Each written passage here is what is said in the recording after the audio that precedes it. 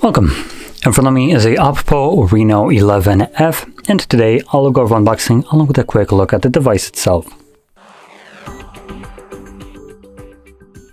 So anyway, I'll just jump straight into it. A little bit of a seal to cut through and straight in the box.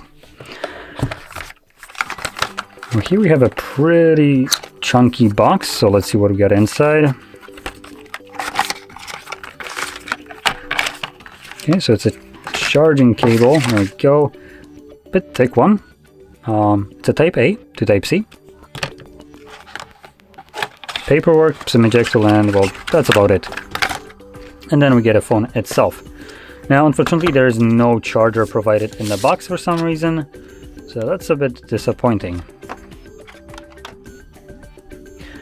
Putting up the device, let's get a CD display. So, talking about the display, this is a 6.7-inch display running a resolution of 1080 by 2412 pixels. It's an AMOLED display, surprisingly. 1 billion colors, 120 Hz refresh rate, HDR10 Plus certification, typical brightness of 500 nits with peak brightness of 1100 nits. Also boasts an 89.8% screen-to-body ratio and a little bit below 400 pixels per inch. So the display right here is actually pretty stellar for the device.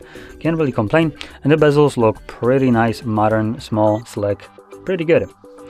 Now, flipping it over, we have our what looks to be a triple camera setup. Now, one thing to point out, these cameras barely protrude from the device, which I consider to be a plus.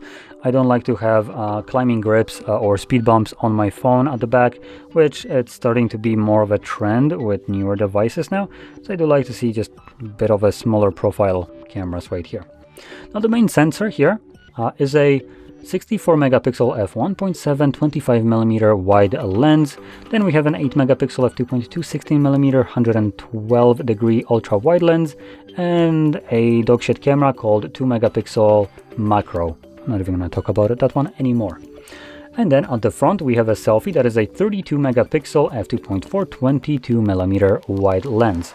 Now with the back cameras, you can record videos at 4K 30 frames, 1080p 30, 60 and slow motion of 120 and 240. And with the front one, you're also gonna be able to record at 4K 30, 1080p 30 and well, that's about it. Second. Okay. Now, continuing on into the internals of the device, we have a 5000 mAh battery in here, and the device, if you have a charger, can be charged at 67 watts of charging speed, which is pretty nice. Just sadly, there was no charger provided with the device in the box, so that's a bit of an L. But we do at least have a cable. Then, it is being powered by a Dimensity 7050 processor, and comes with 256 gigs of storage and 8 gigs of RAM with UFS 3.1 storage type, and also expandable storage using a micro SD card that would go right here. There we go.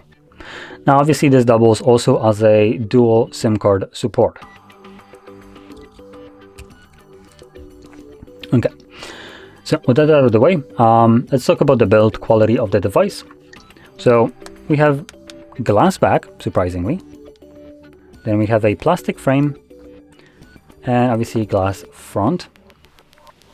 Then going around we have things like our power button and volume rockers on the side right here. Then at the top we just have a microphone, tiny little hole.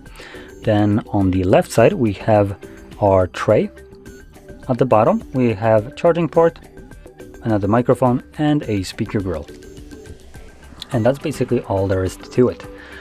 Last thing to talk about is the OS that is on here. So this device is right now running Android 14 with a skin over it called ColorOS 14 as well.